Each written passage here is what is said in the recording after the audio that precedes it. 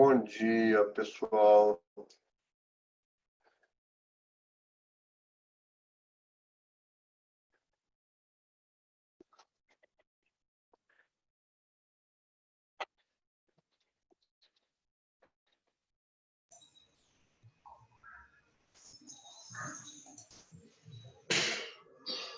Um prazer, uma honra, uma alegria, uma satisfação.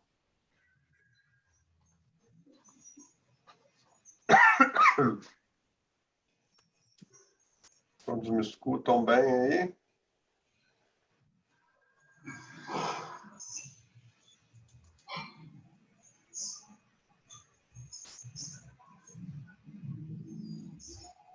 Muito bem.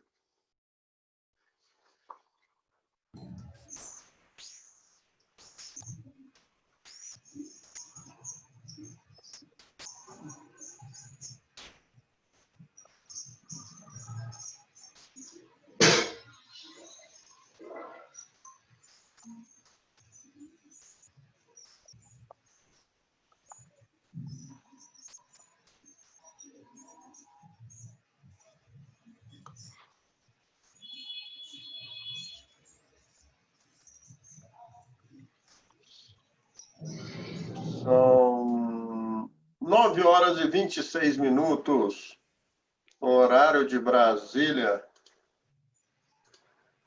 do dia 5 de agosto. Dizem que é o mês do desgosto, mas eu tenho que discordar disso, né? Agosto é um mês sensacional. Afinal de contas, chegamos até aqui. Vencemos o mês de agosto, mais um mês vencido aí pelo... Oi, Gilberto, tudo bem? Satisfação tê-lo aqui. Novamente, senhor Geraldo, quanta honra, quanta alegria. Muito bem. Onde que eu não consegui achar aquela pasta nossa? Tá Por enquanto, os microfones ainda estão abertos, caso... Renata Veronese, de Belo Horizonte. Muito bom. Tudo bem, Roberto? Tudo. Chegamos a mais um mês aí de luta, de batalha. E sobrevivemos. É igual aqueles programas do Discovery Channel. Os sobreviventes. Coloca folhas de pagamento, acho que deve. Pessoal, se alguém quiser apresentar aí, alguns eu conheço, Gilberto de Fortaleza, Renata de BH, né? Os demais, se quiserem se apresentar, fiquem à vontade. Esse aqui, como é que eu... Fecha esse aqui? Não sei se você está assistindo o vídeo, né? Tá, ia começar um vídeo. Vender serviços de contabilidade é fácil, vocês acham? Não fecha? Aliás, uma pergunta anterior. Vocês estão me escutando aí? Vocês me escutam bem?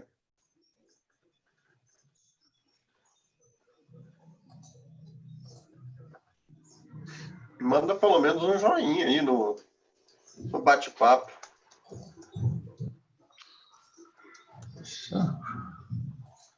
Já que a turma hoje está meio... Fecha a tela. Beleza. Obrigado, Renata. Está fora do teste, né? Então fecha essas telas. Muito bem, senhoras, senhores, senhoritas. Tá vendo aquela câmera? Tem gente aí do sul do Brasil, São Paulo. Temos alguém aí fora o Gilberto do Nordeste, do Norte. Pode pôr esse primeiro.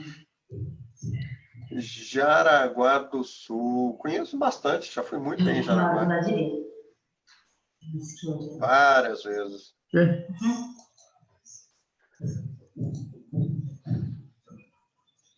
Põe em cima lá, onde está o vermelhinho. Muito boa cidade. Cidade joia para morar.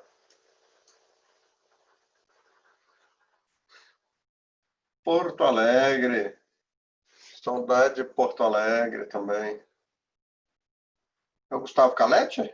Ou Gustavo Calete?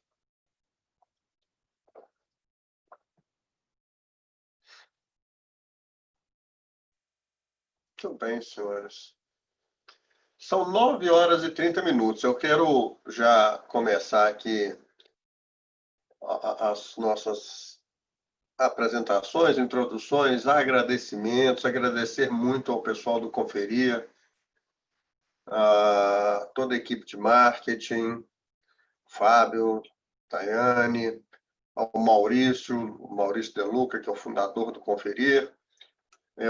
Conferir, para quem não conhece, é um software que ajuda na preparação do imposto de renda e, mais do que isso, né, ele ajuda no pós-imposto de renda também, monitorando aí os eventos, né, relativos à declaração das pessoas físicas. Qualquer alerta, você fica sabendo antes do tempo. Além de ganhar tempo, você presta um serviço um pouco mais consultivo aí para os seus clientes. O tema de hoje é como conquistar clientes, como acelerar sua empresa de contabilidade.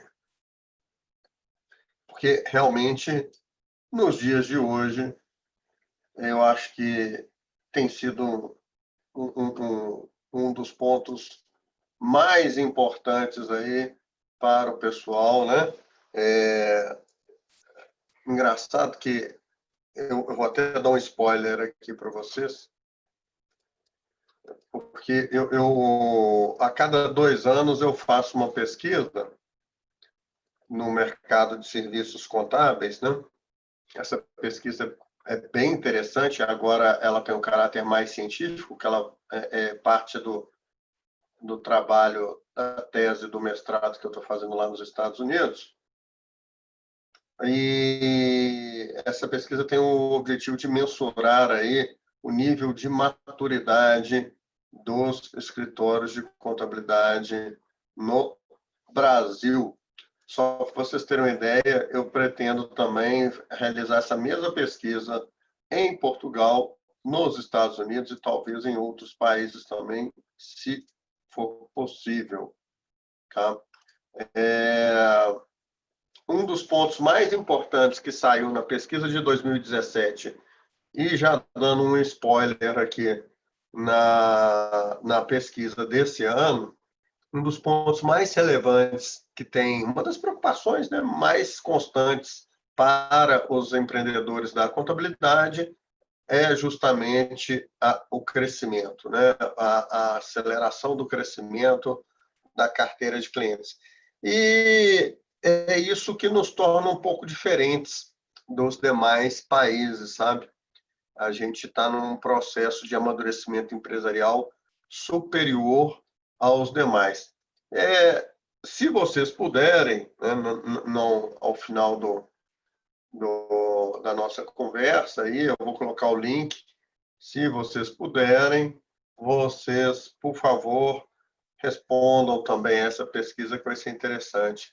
Muito bem, vai ser interessante e importante, né, para todos nós, porque além de ser uma pesquisa que traz números fidedignos, né, importantes sobre o mercado em si, ela vai servir de comparação para o seu escritório de contabilidade, para o seu negócio, como que você se situa com relação ao resto do mercado. Tá? Meu nome é Roberto, muitos me conhecem do livrinho, deste livrinho aqui, ó. Deste livrinho, muitos me conhecem do Big Brother Fiscal, foi o primeiro livro sobre SPED aqui no Brasil. mas desde 2014 eu me dedico aí ao empreendedorismo na contabilidade aqui no Brasil e no mundo. Eu participo do conselho de algumas empresas de software aqui no Brasil, dentre elas a própria Conferir, a OMI, outras, enfim, aqui no Brasil, e uma delas em Portugal. Então, essas técnicas todas que eu mostro para vocês, eu adapto, né, do mercado de software, do mercado das empresas lá do Vale do Silício, e trago aqui para o Brasil.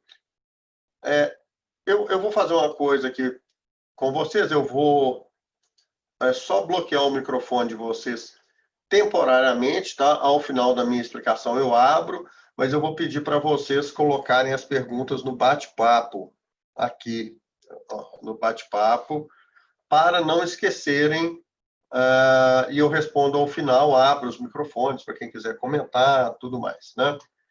Nesse momento também, eu vou compartilhar minha tela, ou como dizem meus amigos portugueses, eu vou partilhar o meu ecrã com vocês, para vocês conseguirem aí observar os slides, que são importantes, né?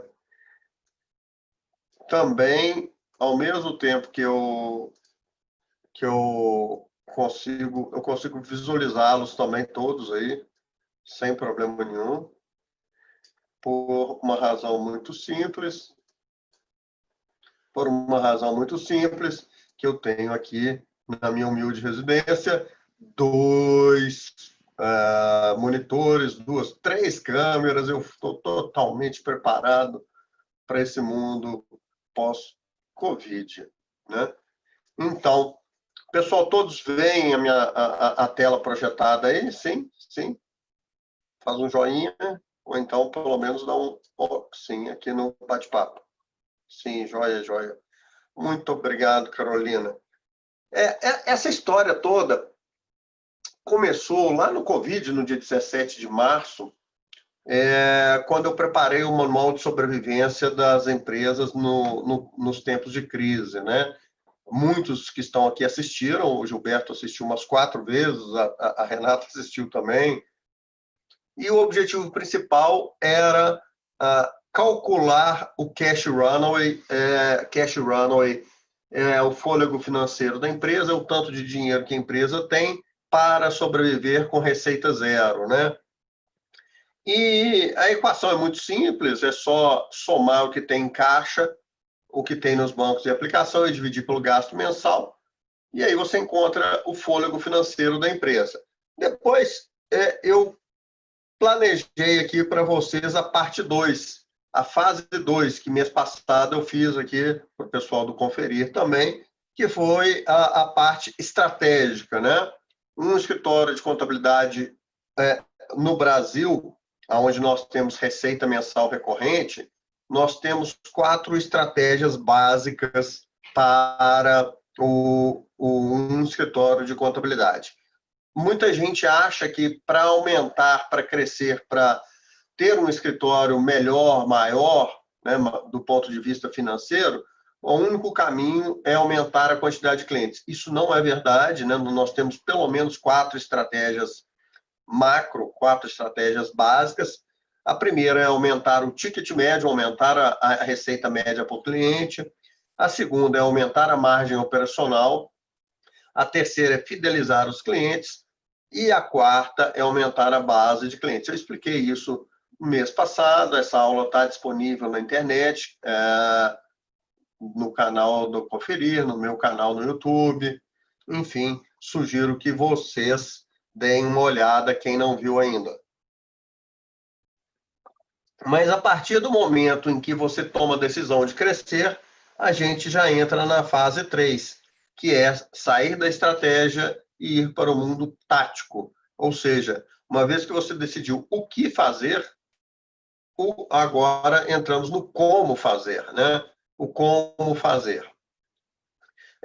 E por que a estratégia é importante? Porque se você toma o caminho errado, não importa o como fazer. Não importa se você faz bem feito algo que não precisava ser feito, né? E eu vejo muita gente de escritórios gigantescos aí me perguntando assim, Roberto, como que eu devo investir em marketing digital? E essa pergunta não é a pergunta, a resposta não interessa, porque a pergunta não é a pergunta certa. A pergunta certa é para onde eu devo crescer? Se é na atração de novos clientes, no aumento do ticket médio, no aumento da eficiência ou na fidelização de clientes. Somente a partir dessa resposta que a gente deve traçar as ações táticas. E por que, vocês devem estar se perguntando, eu já expliquei no mês passado, por que a gente deve crescer?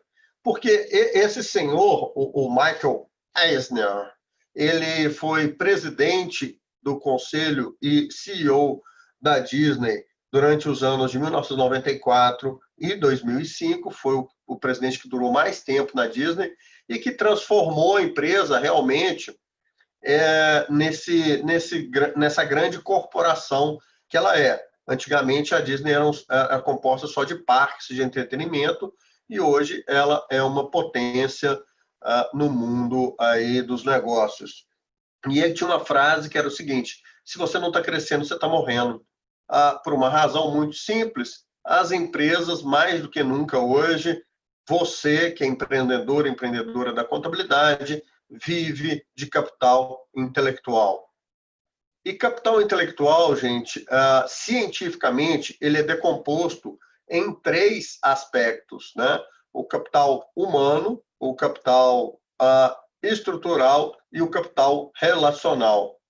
Capital humano são as pessoas capacitadas, preparadas, as pessoas que têm comportamentos condizentes com aquilo que você espera para a sua empresa, né?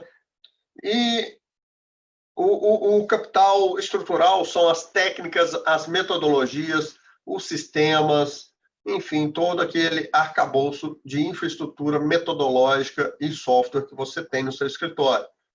E o capital relacional, o capital de clientes, é todo aquele conjunto de relacionamentos que você foi colecionando ao longo da vida da empresa.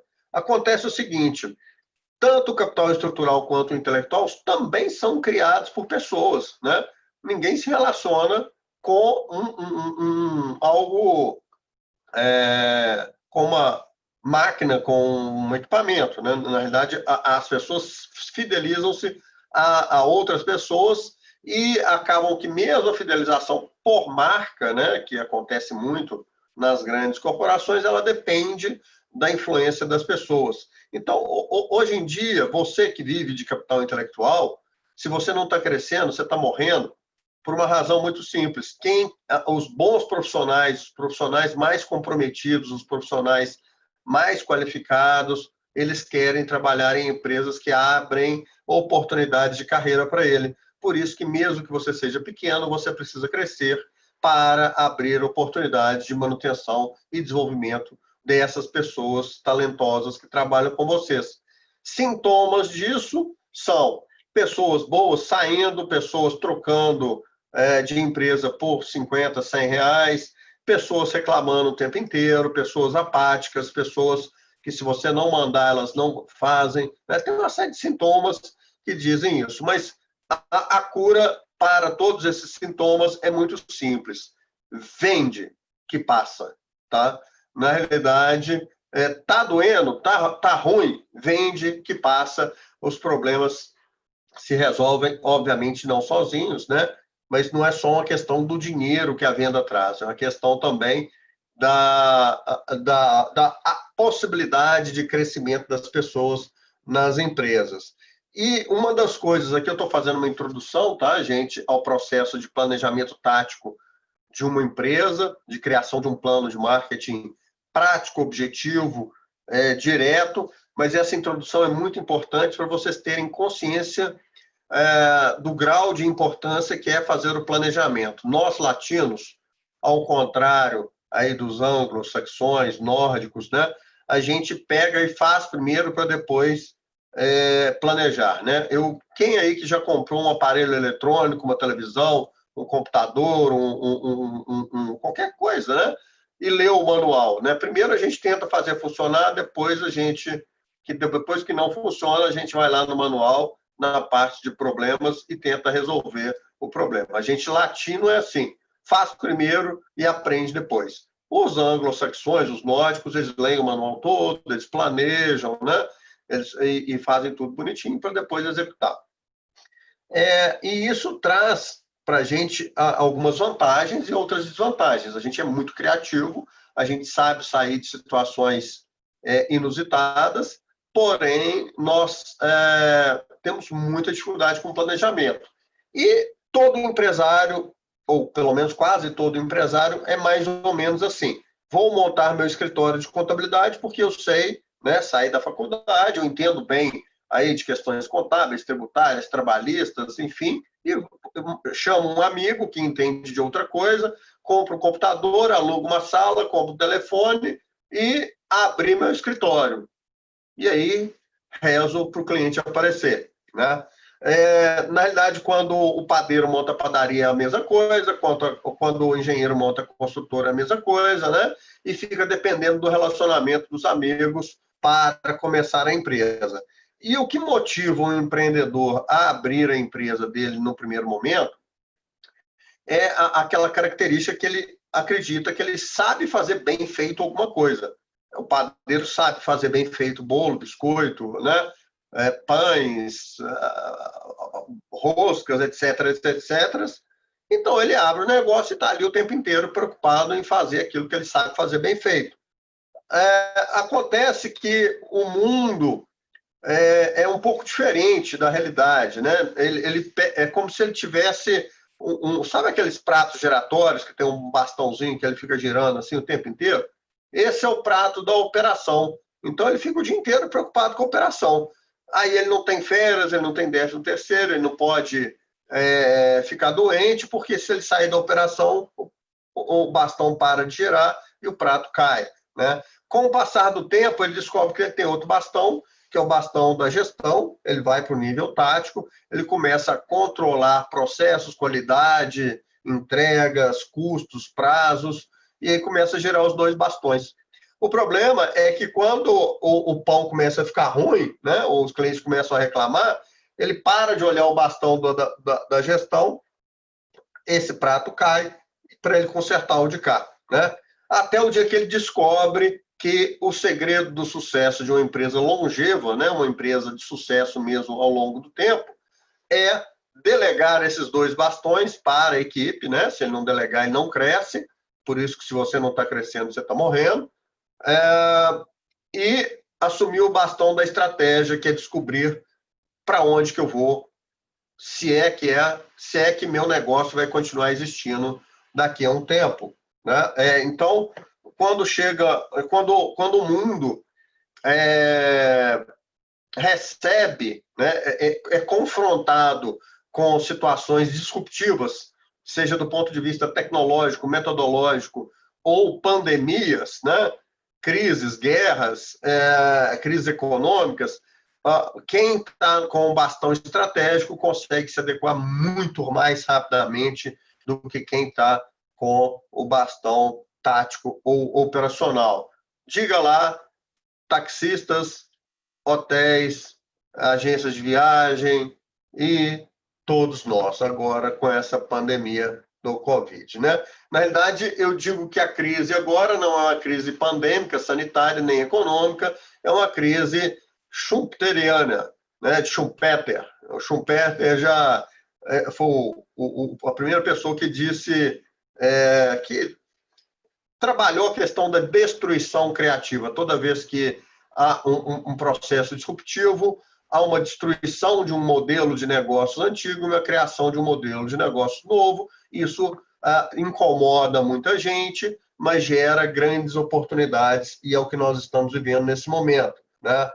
Fernando Dolabella também, Fernando Dolabella, autor desse livro, O Segredo de Luiza, sensacional, ele diz que o empreendedor é um insatisfeito que transforma seu inconformismo em descobertas, né? Em descobertas positivas para si e para os outros. Então, o empreendedor é um ser capaz de transformar a realidade em volta, a comunidade e fazer coisas que eram antes ditas como impossíveis, né? Eu só estou fazendo essa recapitulação, eu disse isso tudo no mês passado, na aula de estratégia, para a gente contextualizar. Muitos talvez não tenham assistido, tá? Mas estratégia, basicamente, para um escritório de contabilidade, é baseada em duas coisas, em números, em uma... É como se fosse um médico, né? O médico tem que ter o hemograma, tem que ter o exame de sangue, né? Tem que ter os exames e tem que ter a anamnese. O exame de sangue são os números, e os números são lifetime value, que é composto por ticket médio, margem operacional, taxa de cancelamento, esse tal de churn aí, é taxa de cancelamento, quantidade de clientes, cash runway, o EBITDA, ou EBITDA, como queiram, e aí, a partir desses números, você define a sua estratégia. Mas só os números não resolvem, você tem que fazer uma análise da sua vocação, uma análise interna e uma análise externa do macroambiente. Então, os números com análise SWOT, né, de força, fraqueza, ameaça e oportunidade, eles ajudam você a definir uma dessas 4 estratégias aqui que você pode seguir na sua empresa. De novo, quem não assistiu, recomendo que assista, está lá no meu canal do YouTube. E podemos marcar também, manda e-mail aí para a turma do Conferir, que a gente marca outra aula dessas, se for preciso. Mas o que acontece? A partir de agora vai entrar a novidade. Por quê? Porque se você escolheu a estratégia 1, aumentar a base, a estratégia 3, fidelizar cliente, ou a estratégia 4, expandir perdão, a estratégia 1, vender na base, ou a 4, expandir a base, você precisa pensar em marketing, tá bom? E aí nós vamos começar, então, a fase 3 e mês que vem a fase 4, como aumentar a produtividade, tá bom? Como crescer, estratégia 1, 3 e 4. Aumentar ticket, aumentar base e aumentar fidelização.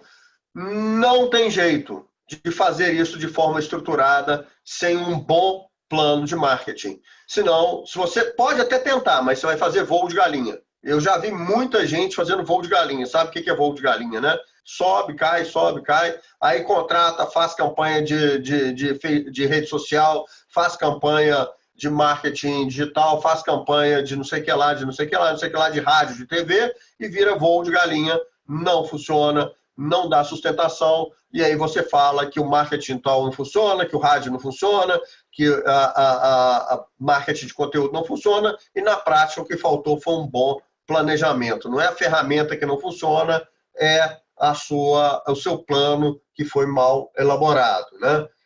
Antes de ir para o plano propriamente dito, é importante entender que esse senhor ali projetado é o pai, nosso pai, não meu pai, não pai de vocês, é o pai do marketing, é o Philip Kotler. O doutor Philip, ele, no primeiro livrinho que ele criou, ele já dizia o seguinte: valor é igual a benefício menos custo para uso. Vamos entender isso? Tem gente aqui, temos 33 participantes, provavelmente tem gente que gosta de Netflix. Quem gosta de Netflix? Bota um joinha aí ou sim. Bota aí, Netflix. Vamos ver, joinha, beleza. Quem gosta, Lília, Silvio, show. Quem gosta de TV a cabo? Bota um joinha aí agora, deixa eu ver. Ninguém? Joinha, TV a cabo? Também. Pois é, pessoas diferentes percebem benefícios diferentes em coisas diferentes, né? Quem gosta de Netflix percebe o benefício qual? Assistir séries a qualquer momento, em qualquer dispositivo, de modo fácil, rápido. Quem gosta de TV a cabo provavelmente gosta de futebol, novela, Largados e Pelados, Masterchef e outras coisas mais, né? Desafio em dose dupla, etc, né? Então, benefícios diferentes. Aí a pessoa tem percepção de valor diferente. Só que o custo para uso, gente, muita gente acha que custo para uso é só o preço. Fala assim, o preço do Netflix é, sei lá, R$40. O preço da TV a cabo é R$200. Não é isso. Custo para uso é todo o custo financeiro, emocional e temporal que o cliente tem ao se relacionar com a sua empresa. Por exemplo, para usar o Netflix, o que eu tenho que fazer? Pegar o telefone, fazer download, né? Fazer download, passar o cartão e estou usando. Para usar uma TV a cabo, eu tenho que pegar o telefone, ligar para a operadora, ficar meia hora tentando escolher o plano, porque são planos complexos ali, né? O cardápio, o mix de produtos é muito grande. Aí tem se comprar com telefone é de um jeito, se comprar sem telefone é do outro. Aí se comprar com internet é de um jeito, tem fidelidade, não tem fidelidade. Aí decidir o plano. Qual que é o próximo passo? Mandar instalar na minha casa. Eu fico lá esperando, o caboclo não vai, depois tem que ir de novo, né? Isso é custo para uso. E para cancelar é aquele outro parto do jegue, né? Entravado, que demora e me custa.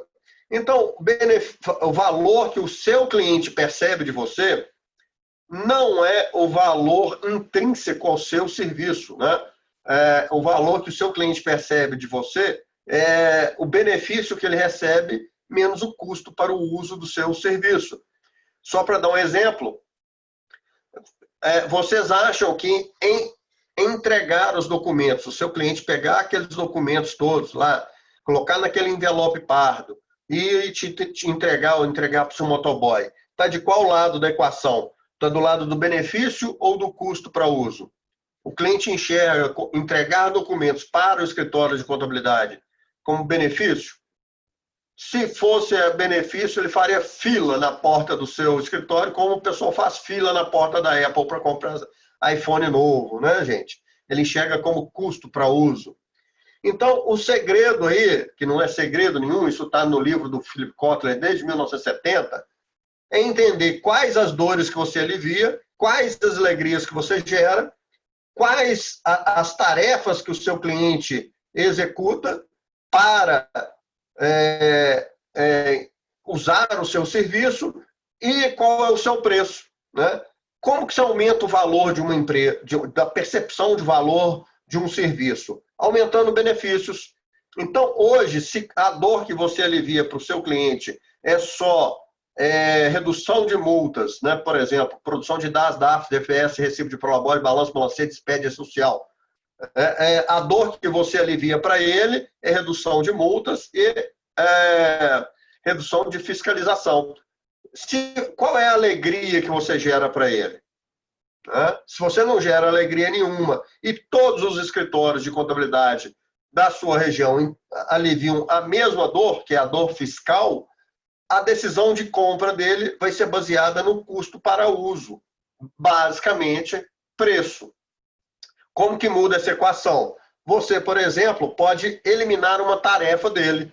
Você, por exemplo, chega para ele e fala assim, olha como que eu mudo a equação de valor. Carolina, você que é minha cliente, eu estava analisando o resultado aí da sua empresa nos últimos 6 meses, no primeiro semestre de 2020, e percebi que a sua empresa está pagando aí R$2.000. Ei, Vânia, tudo bem? Está pagando R$2.000 de juros todo mês, porque você está comprando mercadorias à vista e vendendo a prazo. Então, isso gera um fluxo de caixa, um efeito tesoura no seu fluxo de caixa, e você está pagando juro para o banco. Além de tudo, você está com estoque muito alto. E mais ainda, você está com índice de inadimplência muito alto, seus clientes não estão pagando no dia, né? E isso está te gerando um problema muito grande. Eu queria te propor uma coisa, Carolina. Eu queria te propor que você usasse esse sistema aqui.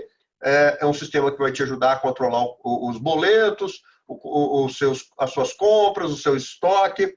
E com isso a gente vai reduzir aí R$24.000 por ano de juros. Ou seja, eu dei alegria para ele. Redução de custo é alegria para o empresário. Eu mudei a percepção de valor dele. Mais ainda, eu falo assim, Carolina, sabe aqueles documentos que você não gosta de me entregar? Pois usando esse sistema, você também não vai precisar entregar os documentos. Eu mudei a equação de valor. Então, entender o que é dor, alegria. E com isso também, eu mudei o meu processo e obtive um preço talvez menor do que eu tinha no modelo antigo, né? Então, essa equação de valor é base para qualquer plano de marketing. Outro conceito que é muito importante, que é igual conversa de sexo entre adolescentes, é o conceito de segmentação e diferenciação. Muita gente fala e pouca gente sabe o que é isso. Segmentação não é separar clientes por ramo de atividade, tá? Eu falo isso desde 2014. Não adianta falar assim, eu trabalho segmentado, eu trabalho só com médicos. Isso não é segmentação. Segmentação é separar clientes, um pedaço do mercado que tenha comportamento comum. Comportamento comum. Você vai encontrar médicos, padeiros, advogados, engenheiros, arquitetos, comerciantes que tenham comportamentos diferentes entre si, né? E posicionar-se é mostrar para o seu público-alvo como que você se diferencia do seu competidor. Então, posicionamento é ter clareza sobre quem é, a quem você entrega mais valor, ou seja, aquela equação de valor é mais relevante para quem e quais são os atributos que geram essa diferenciação. Por exemplo, como eu disse lá no começo, tem muito empreendedor que ainda está no nível operacional. Se eu tentar oferecer para ele benefícios como precificação, custeio, análise de estoques, para ele isso não é valor. Então é um segmento que eu não vou ter, que essa equação de valor não vale. Então não adianta eu ter um posicionamento claro atuando num segmento errado. E quem escolhe o segmento? Você que está nos assistindo aí. Ninguém te obriga a assinar contrato com ninguém. Mas, como eu disse, nós latinos fazemos primeiro e depois planejamos. Então, a gente monta a empresa primeiro, depois a gente planeja o modelo mercadológico dela, né? Posicionar, diferenciar-se significa falar mais nãos do que sim, né? E o efeito pandêmico, o efeito pós-Covid, foi sensacional para isso, porque você deve estar pensando aí, talvez na minha cidade, lá em Quixadá-Mirim, talvez não tenha um público tão grande, né, para esse segmento que eu pretendo atuar. Então, eu não conseguia trabalhar de forma segmentada, eu trabalhava de forma horizontal, com uma equação de valor muito horizontalizada. Significa que o quê?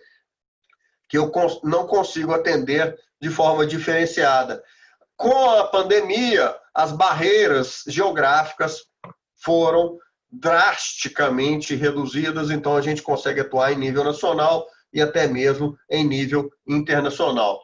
Pessoal, eu estou com mais de 120 páginas escritas sobre isso. Tudo que eu estou falando aqui, eu vou mandar para vocês o link para vocês fazerem download, tá? Nós temos outra característica que é importante, né? Que é o perfil não só de maturidade com relação à característica empresarial, né? Se a pessoa é mais operacional, se ela é mais tática ou mais estratégica, mas também temos com relação à tecnologia. A gente tem 4 tipos de perfis, eu estou fazendo uma simplificação de um modelo um pouco mais complexo, de perfis de pessoas, né, com relação à adoção de tecnologia. A gente tem um inovador. Quando você colocou aquele sistema que conecta o seu cliente ao seu escritório, né, todo mundo aí já tentou fazer isso, 13% dos clientes, das pessoas, falam assim, opa, eu quero, porque eles são inovadores, né? E os inovadores são os mais chatos, os que aderem primeiro à tecnologia, mas são os que mais reclamam. Então, usem o perfil inovador para melhorar o seu serviço. Depois entram os pragmáticos. Os pragmáticos são aqueles que fazem conta custo-benefício. Então, quando você vai implantar um mecanismo tecnológico de integração com o seu cliente, esses pragmáticos, eles não querem saber se é inovador. Eles querem saber o que eles ganham com isso. Tá bom, eu vou digitar aqui os meus eventos da folha de pagamento, mas o que eu ganho com isso? Né? E se você não explicar que ele vai reduzir fraude, que ele vai reduzir erro, que ele vai controlar melhor, né, a folha de pagamento dele, ele não vai fazer. Né? Os conservadores não são movidos nem à inovação, nem ao custo-benefício. eles são movidos aí basicamente ao efeito rebanho. Se 50% mais um dos clientes já está usando, eles não querem ficar para trás. Se alguma pessoa relevante para ele, né, um presidente de um sindicato, uma pessoa de renome na área dele, estiver usando, ele vai usar. Por isso que tem tanto influencer digital hoje em dia, gente. Isso é psicologia. O influencer digital pega os conservadores e os inovadores. Os pragmáticos não entram nessa história de influencer digital. Os pragmáticos têm que fazer conta, custo-benefício. E o cético, esqueça dele. Minha mãe está lá até hoje com aquele telefone, aquele que ainda tem, que só telefona, tá? E ela não vai mudar, esquece dela. Se você tem clientes céticos, você tem que tomar duas decisões. Ou aumenta, ou repassa para ele o custo da não inovação, ou manda ele conversar com Darwin, né? Conversar com Darwin. Sabe o Darwin, o Charles? Fala para ele bater um papo com o Charles Darwin. Uma outra forma de segmentar é segmentar por valor pago. E aí entra uma coisa muito importante. Quase 100% dos escritórios de contabilidade que eu faço esse trabalho personalizado atendem ao zoológico inteiro, né? O que é o zoológico inteiro? Esse cidadão, o Christoph Jans, ele fez uma classificação seguinte: você quer ter uma empresa de 100 milhões de dólares? É fácil, vende $1 por ano para 100 milhões de amebas, ou $10 por ano para 100 milhões de moscas, né? E assim por diante, até chegar nas baleias. Qual é o público que você atende? O de $1 por ano, o de $10 por ano, o de $100 por ano, o de $1.000 por ano, o de $10.000 por ano. Por que isso é tão importante, gente? Porque cada bicho tem, no processo de marketing, uma tática correta, um plano correto. Vocês viram lá no curso de estratégia que eu coloquei mês passado, está lá no YouTube de novo, né? Que tem um número que é fundamental, que chama custo de aquisição de clientes. O bichinho que te paga $1 por ano, qual que é o custo de aquisição de clientes máximo que você tem que ter com ele? Para ele te dar algum lucro. Resposta é 0. Por isso que tem que ser viral. Por isso que é só tecnologia que consegue fazer essas histórias de micróbio aí. Quando o cara te paga $10 por ano, qual que é o custo de aquisição de clientes que você tem que ter com ele? 0 também, porque a conta não fecha. Por isso que Dropbox, Google Drive não fazem propaganda, né? Aí quando você já começa por ratinho, por coelho, aí você já começa a ter custo de aquisição de clientes. Então, o direcionador da tática de aquisição, eu vou explicar isso logo adiante, é o custo de aquisição de clientes. E se você tenta atingir a todos, você usa ferramentas diferentes para atingir bichos diferentes. É como se você estivesse usando armas diferentes para caçar esses bichos, né? Você não vai caçar uma baleia com uma espingarda de chumbinho ou com uma redezinha para pegar moscas, né? A arma certa para o bicho certo. Então, eu disse aí que você pode definir seu público-alvo por comportamento empresarial, se ele é operacional, tático, estratégico. Você pode definir seu público-alvo por perfil tecnológico, se ele é inovador, pragmático, conservador ou cético, e também pelo tanto que ele está disposto a pagar pelo seu serviço. Só que ele está disposto a pagar pelo seu serviço depende da equação de valor que está lá definida por Philip Kotler, né? Bom, não se esqueçam dessa pirâmide que é fundamental também, tá? Antes de entrar efetivamente no plano de marketing, eu tenho mais um último conceito para explicar para vocês, que é o seguinte: toda vez que você vai vender alguma coisa para alguém, as pessoas passam por fases no processo decisório. Vou dar um exemplo que aconteceu comigo. O meu microfone é sensacional. Vou mostrar aqui para vocês meu microfone, que ele é muito bacana mesmo. Olha aqui, É um telefone, é um microfone gigante. Ele é tão bom, ele é tão bom, ele é tão bom, que ele estava captando o barulho do computador nas transmissões. O barulho do ventilador do computador, né? Aí eu fiquei procurando uma solução. Eu tinha um problema. Reduzir o barulho do microfone, o ruído do microfone. Eu tinha uma necessidade. E tinha um certo orçamento. Eu vou pagar tanto a tanto, né? A solução ainda não era importante. Aí eu comecei a procurar alternativas. Eu achei aqueles aparelhos de equalização, mesa de som, né? Que custam R$ 1.000, R$ 1.500, e achei software, sistemas instalados no computador que custam aí de 10 a 30 dólares. Nesse momento, eu comecei a avaliar as soluções. E aí o custo foi lá para baixo, na minha forma de raciocinar. Eu primeiro estava preocupado com a melhor solução. E depois o custo passou a ser irrelevante, né? Na fase final do processo, o preço ficou em segundo lugar. Eu estava disposto a pagar 30 dólares ou R$ 1.500 numa solução. Aí você vai perguntar assim, por que você não pagou logo 30 dólares que dá R$ 200, né? Dá menos de R$ 200, dá 100, quer dizer, nem sei quanto é o dólar hoje, né? Enfim, dá menos de R$ 200. Por que você não comprou logo? Porque aí entra o fator risco. O risco é, e se não funcionar? Eu joguei R$ 200 fora. Então eu estava entre um de 1.500 e um de 200. Entra o fator risco. O preço é secundário. Muita gente acha que o preço é mais importante do que o risco. Na hora de assinar um contrato de um automóvel, na hora de assinar um contrato de um apartamento, na hora de assinar um contrato de longo prazo, eu tenho certeza absoluta que vocês pensam 3 vezes.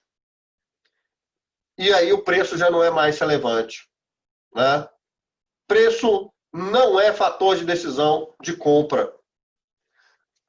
Quer saber mais sobre isso? Pergunte ao Google. As palavras mais procuradas pós-pandemia são sempre assim: qual é o melhor? Qual é o melhor café? Qual é o melhor chá? Qual é o melhor refrigerante? Qual é o melhor remédio? Qual é o melhor livro? Qual é a melhor solução? Qual é o melhor? Sempre aparece em primeiro lugar no Google, porque o Google reduz o fator risco.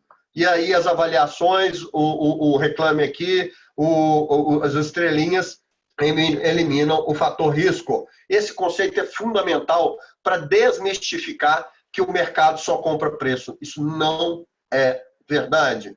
O mercado compra ausência de risco e não preço. Só que quando ele percebe que o risco é igual para todo mundo, aí ele vai para preço. Agora, plano de marketing, finalmente. Dado esses conceitos todos, o plano de marketing é facinho, facinho. Ele é baseado nesse livro. Eu, desde 2014, que eu tenho estudado, eu falei para vocês, a atividade empreendedora para a área contábil, e finalmente esse ano eu achei algo que fosse simples, prático e objetivo para vocês, empreendedores da contabilidade. E aí eu fiz as adaptações necessárias, obviamente, ao mercado de contabilidade, e esse livro é baseado num conceito extremamente simples. O processo de venda é dividido em 3 fases: antes, durante e depois da venda. Nós vamos convencionar aqui que antes da venda, a pessoa vai chamar prospect. Durante a venda, ele vai chamar de lead. E depois da venda, ele vai ser chamado de consumidor ou cliente, ok? Antes da venda, seu objetivo vai ser fazer com que ele te conheça e tenha interesse por você. Simples assim. Você tem que fazer as pessoas te conhecerem e terem interesse pelo seu negócio. Durante a venda, ele já te conhece. Então, você tem que fazer com que ele goste e compre. E depois da venda, você tem que fazer com que ele compre mais e te indique. Simples assim. E aí, agora, nós temos aqui as 3 etapas de cada fase. Na primeira etapa, no antes, o primeiro passo é dividir, separar o público-alvo. Definir quem é seu público-alvo. E para definir seu público-alvo, você tem que responder a essas perguntas aqui, tá? Eu só vou compartilhar aqui de uma forma maior. Vocês estão enxergando bem? Eu vou aumentar aqui o tamanho da telinha para facilitar a vida de vocês, tá? Agora sim.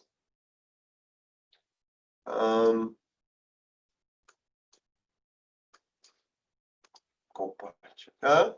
Muito bem.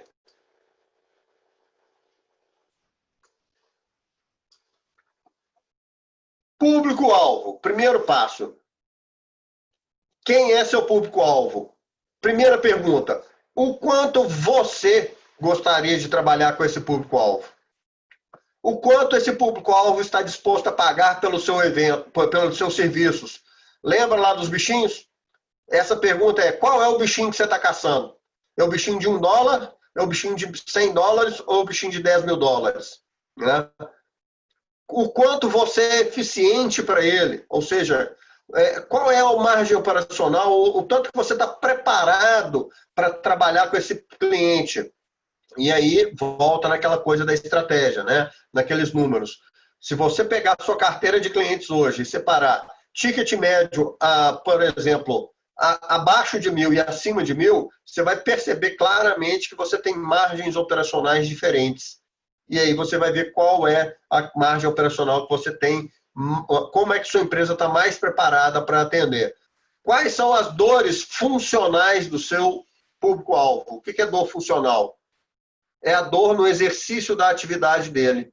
Por exemplo, ele tem dificuldade de pagar impostos, ele tem dificuldade em processar folha, ele tem dificuldade em vender, ele tem dificuldade em precificar, ele tem dificuldade em controlar caixa, né? Ele tem dificuldade em contratar funcionários.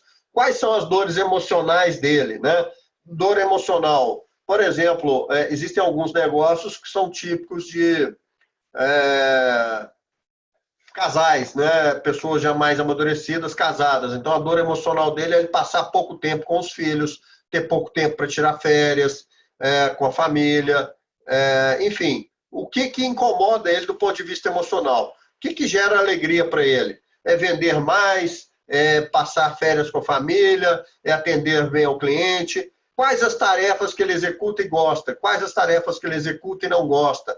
Aonde ele vive? Né? Aonde ele está? Ele está dentro, ele fica mais tempo dentro da empresa dele, dentro da loja dele, ele viaja muito, ele está na minha cidade. Quais locais ele frequenta? Ele frequenta o clube da sua cidade, ele frequenta o Rotary, ele frequenta a associação comercial, ele frequenta a maçonaria, a igreja, né? Como que é a vida dele? Então você vai criar um avatar. No material que eu vou disponibilizar para vocês, tem um guia completo sobre criação de avatar. Então, a partir do momento que você define o público-alvo, você passa para o item 2, tá? Qual é a mensagem? Qual é a mensagem que você vai transmitir para o seu público-alvo? Primeira pergunta: por que eu deveria comprar isso de você, Carolina? Perdão. A primeira mensagem é: por que eu deveria comprar isso? Seja lá de quem for. Por que eu deveria comprar, por exemplo, a terceirização do contas a pagar e a receber, vulgo BPO do financeiro? Por que eu deveria comprar isso de você? Qual o problema que isso resolve para mim? Qual o maior benefício que você entrega para mim? Qual a coisa mais valiosa que você pode fazer por mim? Você sabe falar minha língua? Ou eu vou ter que fazer um exercício de tradução, né, do contabilês, do informatiquês, do juridiquês, do fiscalês para a minha língua? Se eu comprar de você, qual o bônus que eu ganho? Bônus mesmo, né? Sabe aquela história, né, de compre agora e ganhe um CD de Zumba? É mais ou menos isso aí. Se eu comprar agora, eu ganho também um diagnóstico gratuito para financeiro da minha empresa. O que mais que eu ganho? Né? Qual o bônus que eu ganho se eu comprar isso de você? Como que eu posso pagar? Eu posso pagar com boleto, cartão, em quantas parcelas? Então tem que ter clareza nessas coisas. Quais as garantias que eu tenho? Garantia, lembra do risco? Por que você vai garantir que isso que você está fazendo dá certo? Né? E aí entra depoimento, prova social, estudo de caso, uma série de coisas. Por que eu tenho que comprar agora e não posso esperar para o ano que vem? Né? Respondendo a essas perguntas, eu tenho uma mensagem clara para o público-alvo. Né? E lembrete aqui, quando eu fico confuso, eu não compro. Bom atendimento é o que eu espero de qualquer um e qualidade é o que eu espero de qualquer um. Eu nunca vi ninguém entrar no restaurante e pedir para o garçom ser mal educado e pedir feijão estragado. Né? Entregar as coisas no prazo corretamente é o que todo mundo espera de qualquer empresa, de qualquer negócio. Isso não é diferencial. Aí depois você vai fazer o plano de mídia. Para fazer o plano de mídia, você tem que calcular com base no valor que ele paga e com base no lifetime esperado. Por exemplo, a gente viu, de novo, na fase 2 lá, que você tem um lifetime. Ele pode ser 9 anos, pode ser 5 anos, que é o tempo que o cliente fica na sua empresa. Com isso, qual é o ticket médio esperado? E aí você consegue calcular o lifetime value. Com o lifetime value, você consegue calcular o CAC, né, o custo de aquisição máximo. Quantas vendas você precisa fazer por mês para atingir seus objetivos? Vamos supor que seu custo de aquisição de clientes seja 3 mensalidades. Vamos supor que seu ticket médio seja R$1.000. Então, vamos supor que você tenha o lifetime de 9 anos. Se você gasta 3 meses na mensalidade, ou seja, R$3.000, para manter o cliente por 9 anos, é um bom negócio. Né? Então, com isso, você tem que descobrir agora quantos clientes você quer captar no mês e no ano. Ao descobrir isso, você tem o seu orçamento de marketing e vendas. Né? Eu vou multiplicar 3.000 vezes, por exemplo, 10. Ou 3.000 vezes 100, que é a quantidade de clientes que você espera. Bom, se eu espero ter 100 clientes no ano, quantos leads eu preciso? Ou seja, eu não vou vender, eu não vou fazer 100 propostas e fechar 100 propostas. Normalmente a gente coloca 2 ou 3x, né? 2 ou 3 vezes mais. Se eu pretendo vender 100 clientes no ano, eu tenho que ter 200 ou 300 leads. Aí eu faço o plano. Quais as mídias? Lembra das perguntas lá do público-alvo? Quais as mídias que meu público-alvo frequenta? Onde ele está? Né? Ele está no Facebook, no Instagram, no LinkedIn, ou não está em nada disso? Ele está na associação comercial, no sindicato rural, no jornal da cidade? Ele frequenta mais mídia offline do que mídia. Mídia, gente, é o meio, é o canal de comunicação. E uma vez que eu descobri quais as mídias que ele está, qual que é a mídia que tem menor custo, né? Aí eu tenho um bom orçamento de mídia, né? Por fase 1, 2 e 3. Com isso, eu torno minha empresa conhecida e faço com que ele tenha interesse em me conhecer. Não sei se todo mundo conhece o conceito de funil de venda. Funil de venda é um processo de controle de leads e oportunidades e clientes, né? Isso é fundamental, está muito bem explicado lá no material que eu vou mandar para vocês, mas aí que a gente entra na fase 2 do plano de marketing. Na fase 2 do plano de marketing, a gente tem clareza de qual bicho que eu estou atuando, que eu estou buscando, que eu estou caçando.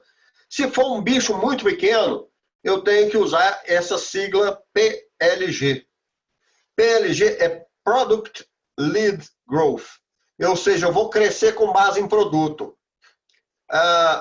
Só para vocês terem uma ideia, o Dropbox, Google Drive, essas coisas todas assim, usam essa estratégia, porque o ticket médio é muito pequeno, o CAC é muito pequeno, então eles deixam você usar o serviço primeiro, né? A venda é totalmente touchless, o que é? Não tem intervenção humana, e o CAC é muito pequeno. Então, os leads vão usando o produto, né?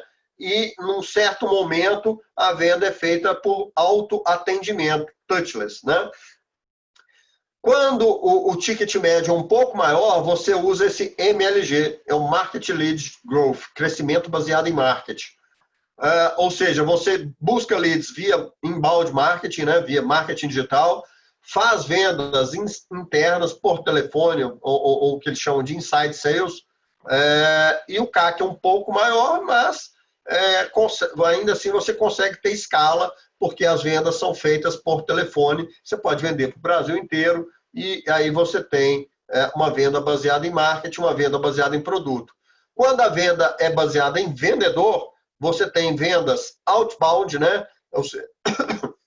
Ou seja, você vai buscar o cliente, você vai até a associação comercial, você vai até a empresa dele, você faz visitas, você tem vendas presenciais, high touch, né, de alto contato, e tem um alto custo de aquisição de clientes. Então, se você não entende qual bicho você está caçando, você vai usar o modelo de aquisição errado, né, para o seu cliente. E aí você entra na fase durante a venda. Durante a venda, ou seja, quando você já tem o lead, não é mais um prospect, você precisa estruturar seu sistema de captura de leads, ou seja, qual é a mensagem que você vai comunicar com ele, isso já está definido lá em cima, quais são as etapas do funil de venda. Quais são as etapas do funil de venda? Vou dar um exemplo muito simples. Eu vou buscar todas as empresas, todas as indústrias calçadistas de Fortaleza, vou identificar no LinkedIn quem são os diretores financeiros dessas indústrias calçadistas, vou entrar em contato com eles, vou me conectar a eles, vou começar a me relacionar com eles, depois eu vou conversar com eles sobre os principais problemas deles, conversar seja via vídeo ou via artigos ou via conversa mesmo. Depois eu vou marcar uma reunião na empresa dele e depois... Então, eu defini a jornada do cliente, as etapas do funil de venda. Qual será o bônus ou o prêmio que os leads vão receber para serem capturados? Ou seja, o que eu vou oferecer para eles conversarem comigo? Muita gente faz assim, olha, assista esse curso aqui gratuitamente, assiste essa palestra gratuitamente, ganhe esse e-book, participe de um... Gente, olha que coisa interessante, né? As Big Four, né? As empresas KPMG, Deloitte, PwC e esqueci, a quarta. Como é que elas fazem para capturar leads? Elas convidam o pessoal para ir para Comandatuba, para ir para o Miami Open, né? Ver tênis, enfim. Qual é o bônus que eu vou oferecer para os meus clientes? Pode ser um e-book, pode ser um livro, pode ser um evento, pode ser uma viagem, num evento em Comandatuba ou em Miami, né? Depende, obviamente, do bicho que você está caçando. Como eu vou me tornar uma autoridade, um expert para esse público-alvo? Como que eu vou controlar essa jornada, esse funil de vendas? Ou seja, qual é o sistema que você vai usar? E aí, de novo, sem sistema, sem software para controlar o funil de vendas, você vai ter problemas graves aí na história. Quinto passo. Como que eu vou entrar em contato, né? Como é que eu vou nutrir esses leads? Ou seja, o que eu vou fazer diariamente, semanalmente, mensalmente, trimestralmente ou eventualmente? O que é diariamente? Diariamente eu posso fazer um post no Instagram, diariamente eu posso fazer uma ligação telefônica, diariamente eu posso fazer um envio de um artigo, diariamente eu posso fazer nada também, dependendo do público, né? Eu posso simplesmente não fazer nada diariamente, mas eu tenho que ter essa programação, esse processo de nutrição de leads, né? E quais datas são importantes para eu entrar em contato com ele eventualmente? Depois eu vou criar estratégia de conversão de leads em contratos, né? De novo, qual é seu posicionamento, como que o lead irá ser tratado como convidado e não como praga, né? Eu vou dar um exemplo. Muita gente... real isso, tá, gente? Quem vende não entrega, quem entrega não vende. Por quê? Porque eu estou cansado de ver empresário da contabilidade falar assim, nossa, não aguento mais vender, se eu vender eu vou ter que trabalhar mais, eu vou ter que contratar mais equipe, eu vou ter que fazer mais isso. Então, o cliente, o lead é tratado como praga e não como convidado, né? Por isso que é importante separar as equipes. Você tem 2 sócios, um cuida da operação, o outro cuida das vendas. Também não adianta contratar um gerente de vendas se você não tiver tudo isso estruturado, tá? Aliás, eu sempre recomendo que um dos sócios seja esse responsável pelo marketing e vendas. Qual é o risco que o lead vai perceber no final da compra? Como que você vai gerar credibilidade e confiança para ele? Como é que você vai precificar e empacotar soluções? Porque, não sei se vocês já viram, né? Quem já chegou aqui num restaurante que tem uma carta de vinhos dessa grossura? O que você faz? Você abre o cardápio naquela primeira página, vê a sugestão da casa, tem o barato, o mais ou menos e o caro. Aí você vai sempre no mais ou menos, né? Então, você tem que empacotar a solução, né? Exceto se você, a não ser que você seja um expert em vinhos, né? Que aí você vai escolher lá tal. Mas empacotar as soluções, como que você vai eliminar as objeções e como você vai criar senso de urgência. Ou seja, é empacotar e criar técnica de vendas, tá? Só para vocês terem uma ideia aqui, eu trouxe exemplos de fora do Brasil. Essa empresa, Engenheiro, é uma empresa de contabilidade especializada em startups. Ela tem 2 planos, o plano básico e o plano customizado. Simplesmente assim, tá? Mas por que tem que ter um plano básico, pelo menos? Porque 70%, 80% das pessoas vão começar pelo plano básico, né? Não adianta tentar entubar o cliente de uma vez só em tudo, né? Ele tem que começar, melhor colocar o cliente para dentro, gente, tenham certeza absoluta disso. O custo de aquisição de clientes é sempre maior do que o custo de fazer uma venda nova para um cliente atual. Então, coloca o cliente para dentro, nem que seja no plano básico, e depois faz upgrade de pacote. E aqui nós temos casos, né, um outro caso de pacote de serviço mais sofisticado, que ele envolve aí, outras variáveis, né, plano simples, absoluto e supremo, que envolve, inclusive, o uso de software nos pacotes. Inclusive, o uso de suporte, né, consultivo ilimitado aqui nos pacotes mais avançados, tá ok? Eu não estou falando para você fazer igual isso aqui, eu estou dando só 2 exemplos muito simples de empacotamento. Lembrando também que sua proposta, gente, uma boa proposta de trabalho, uma boa proposta comercial é um business plan. O que é um business plan? É algo que mostra para ele claramente que o custo que ele vai ter é maior que o benefício, é menor do que o benefício que ele vai receber. Então, a boa proposta é um resumo executivo. Tem um resumo executivo. Essa proposta tem o objetivo de reduzir os riscos fiscais trabalhistas da empresa e reduzir também a inadimplência, melhorar os custos financeiros com expectativa de payback em 10 meses. Esse é o resumo executivo. Por que a sua empresa, a história da sua empresa, etc, está tudo aí bem detalhado. Por fim, depois que ele virou cliente, você tem o plano de como entregar uma experiência extraordinária para ele. Por que precisa ser uma experiência extraordinária? Porque senão ele não compra mais e nem indica, né? E todo mundo quer pertencer a uma tribo. Qual é a tribo dos seus clientes? É a tribo dos sonegadores? É a tribo das DAF, GPS, recibo de prolabore, balanço, balancete? É a tribo dos executivos que querem vender para empresas, dos empresários que querem vender para empresas internacionais? É a tribo dos moderninhos? É a tribo dos conservadores? Qual é a tribo, né? O que eles querem? O que eles precisam? Sempre venda o que eles querem e entregue o que eles precisam. O que é sucesso para o seu cliente? Sucesso, gente, sucesso é o seguinte: sucesso é o racional.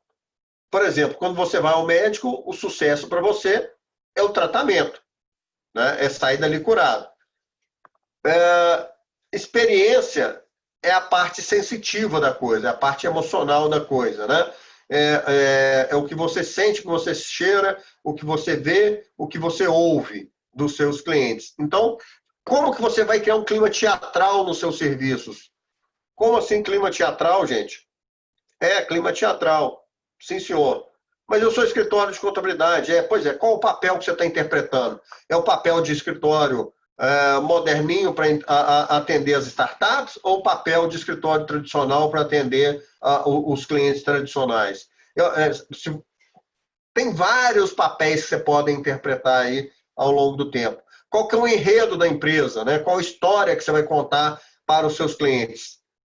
Como assim história? Não, a minha história eu sou empreendedor como você e eu baseio a minha vida no sucesso de empresários como eu, começaram do zero e pretendem criar novos negócios, inovar, ou seja, qual que é a sua história e como é que você vai contar essa história para você? Qual que é o cenário dessa história? Como é que seu escritório está enquadrado nessa história em termos de cenário? Cenário é a roupa que você veste, é o café que você serve, é o mobiliário do seu escritório, é a fachada dele, né? Eu sou um escritório hiper tradicional, então ele tem que ser grande, tem que ser tradicional. Eu sou um escritório hiper moderno, talvez nem sede você precise ter, né, nos dias de hoje. Qual é o personagem que seus colaboradores devem interpretar, né? Fundamental também. Como a tecnologia pode reduzir o atrito nas entregas, né? Vou usar um software, vou usar...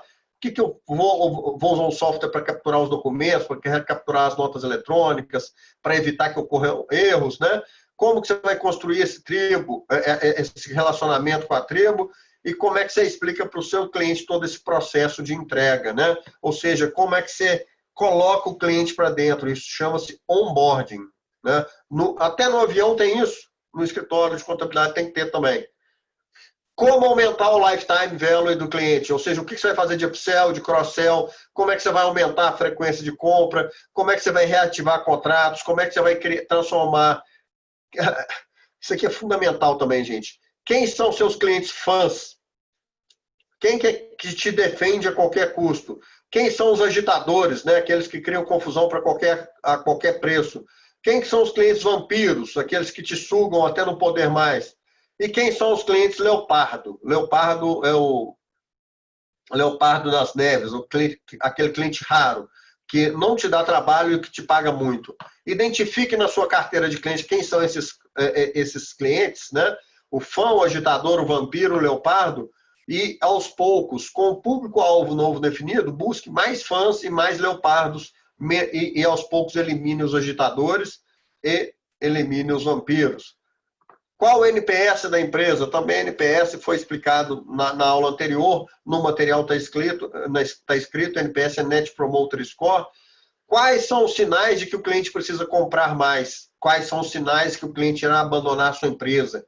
Por exemplo, sinal que o cliente precisa comprar mais é quando ele começa a ter problema de custo administrativo alto. Aí você pode vender para ele o BPO, dou contas a pagar e a receber. Então, você tem que monitorar esses sinais vitais do cliente também, né? Quais os sinais que ele vai te abandonar? Por exemplo, se ele estiver quebrando, né?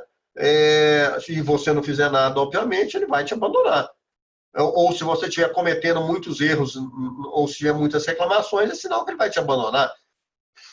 Como estimular mais indicações, né? Como que você vai pedir? Tem que pedir, né? Peça indicações, mas tem que pedir com um processo claro, definido, não ofensivo, um processo gentil, né? Quando você vai pedir, não é pedir todo dia também não. E como que você vai recompensar as indicações? Recompensar, gente, não é pagar em dinheiro, não. Né? Recompensar é agradecer o cliente. Enfim, eu já disse que sucesso é número, né? É racional, experiência é emocional. Qual que é o sucesso para o cliente quando ele usa um sistema de transporte coletivo? É chegar do ponto A ao ponto B. Qual a experiência que ele sente? É essa daí, né? A experiência pode ser extremamente desagradável, dependendo de como você entrega o sucesso do cliente. Pessoal, eu não canso de falar, Contabilidade é um bom negócio para quem entende de negócios. Meu WhatsApp está aqui, tá? Para quem quiser entrar em contato comigo. Eu vou, nesse momento, nós temos 7 minutos aí, vai, para a gente conversar. Eu vou abrir os microfones de vocês, para quem quiser fazer pergunta. Para quem quiser fazer pergunta fácil, pergunta difícil eu vou deixar para depois. Tá? E vou colocar o link aqui para vocês fazerem download do material também. Ok? Vou colocar o link da pesquisa também, para vocês. Eu podia estar matando, eu podia estar roubando, eu só vou pedir para vocês responderem a pesquisa, que vai ser bom para vocês. Esse é o link da pesquisa. Para vocês responderem depois, bonitinho. O link do material, link do material. Deixa eu ver aqui. Enquanto isso, turminha, se quiserem fazer perguntas, fiquem à vontade, é só ligar os microfones. Quem tiver vergonha do microfone, pode fazer a pergunta por escrito.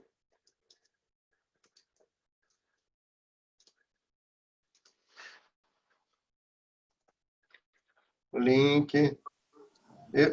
Hoje eu não estou num bom dia, viu, gente? Eu peço desculpas antecipadamente,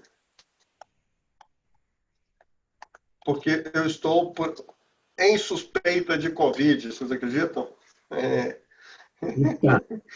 Mas eu estou com sintomas leves, só a cabeça que está explodindo. O material está ali. Gente, vocês perceberam que fazer o plano de marketing é simples, né? Mas dá um trabalho razoável, viu? É simples, mas dá trabalho. Muito bem. Perguntas, dúvidas, críticas, sugestões, reclamações? Posso fazer a pergunta? Tânia. Ótima pergunta. Eu vou até tomar um chá para responder. As redes sociais têm bons resultados? A pergunta de volta, o que é um bom resultado? A segunda pergunta, para qual público? Quem é seu público-alvo? Por exemplo, se seu público-alvo, se você está numa cidade do interior, se você está buscando, mesmo no...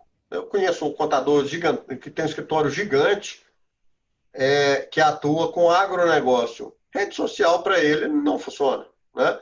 E o ticket médio dele é muito grande, ele pega contratos aí de 10, 20 mil reais. Então, o caso dele não ele não vai conseguir atrair prospects e nem gerar leads com redes sociais. Agora, quanto menor o ticket, tem uma relação muito simples. Quanto menor o ticket, maior a taxa de cancelamento. E aí, menor o lifetime value. Então, o cliente que paga pouco, cancela muito e troca muito. E aí você tem que usar o custo de aquisição de cliente baixo. E aí você tem que ir para a rede social. Não tem outra escapatória. Você não vai gastar tempo seu precioso para vender serviço de R$500, né? O custo não se paga. E ele vai cancelar, ele cancela de 2 em 2 anos, de ano em ano, né? Então, tudo depende, né?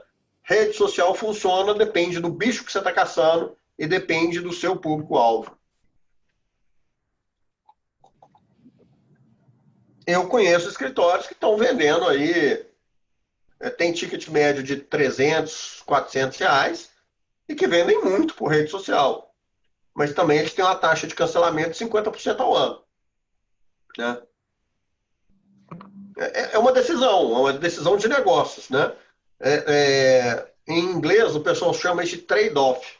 Em português é difícil traduzir, que é ou você escolhe um ou outro, você não consegue escolher os dois. Ou você escolhe ticket alto com alta fidelização, ou você escolhe ticket baixo com baixa fidelização. Ficar no meio do caminho tem jeito? Tem também. Mas tem que fazer uma escolha. Buscar o cliente, o zoológico inteiro de forma heterogênea é muito complicado. É muito complicado.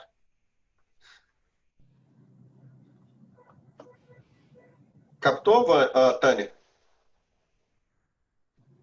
Mais perguntas? Uma última pergunta, s'il vous plaît. Ô, Roberto, tá me ouvindo? Ah, Silvio, que beleza. Ticket acima de 5 mil. Ticket acima de 5 mil são bichos maiores que o alce ali. Vou te perguntar, Silvio. 5 mil por mês dá mais de 60 mil por ano, né? É um automóvel zero por ano. Você pode até comprar um automóvel zero por ano, né? Pela internet. Até tem gente que compra automóvel pela internet. Mas o trabalho que eles chamam de brand, né, de marca, é muito grande. Você não vai comprar um automóvel zero, 60 mil reais, de uma marca que você não conhece, concorda? Em um site que você não conhece. Então, isso está ligado ao risco, ao poder da marca, né? Então, o que acontece? Você tem que fazer um trabalho aí primeiro de identificar qual que é o perfil, aonde que o seu público-alvo frequenta, né? Segue aqueles passos 1, 2, 3, 4, 5, 6, 7, 8 e 9 que você vai ter sua resposta. Pode até ser que, dependendo do público-alvo, ele esteja nas redes sociais, sim. Pode até ser. Por exemplo, se for um pessoal que lida com moda, né? Pode ser que ele esteja nas redes sociais. Mas se ele for ligado à indústria, né? Ele é um pouco mais conservador, muito provavelmente ele vai estar mais ali nas reuniões das associações comerciais, dos sindicatos, né? Do que nas redes sociais. Então, segue o passo, segue o método.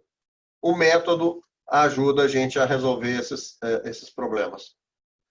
Roberto, mas tem uma boa... Quem está iniciando em marketing, qual deveria ser sua opinião? Como deveria ser o escritório pequeno? Como iniciar? É planejamento, né? Sem fazer esse planejamento aí, a gente... Por que os escritórios hoje têm carteiras muito heterogêneas? Justamente porque eles não fizeram um planejamento, não fizeram um business plan, né? O plano de negócios. Aí a gente chega lá no Sebrae e a primeira coisa que o pessoal do Sebrae faz é: faça seu plano de negócios, faça seu planejamento de fluxo de caixa, faça seu planejamento de investimentos, faça seu canvas, faça seu plano de marketing antes de começar. Por quê? Porque você vai minimizar os riscos, né? E vai ajudar aí a tomar as decisões. Não faça igual nós temos hábito de fazer. Como? Chegou o equipamento eletrônico, tira da caixa, instala primeiro, dá problema, depois lê o manual. Faz o contrário. Lê o manual primeiro, depois. Eu acho que esse vídeo não está gravando, Lilian. Mas semana que vem a gente vai ter outro desse, tá? Vai ter outra escolinha do professor Roberto na semana que vem.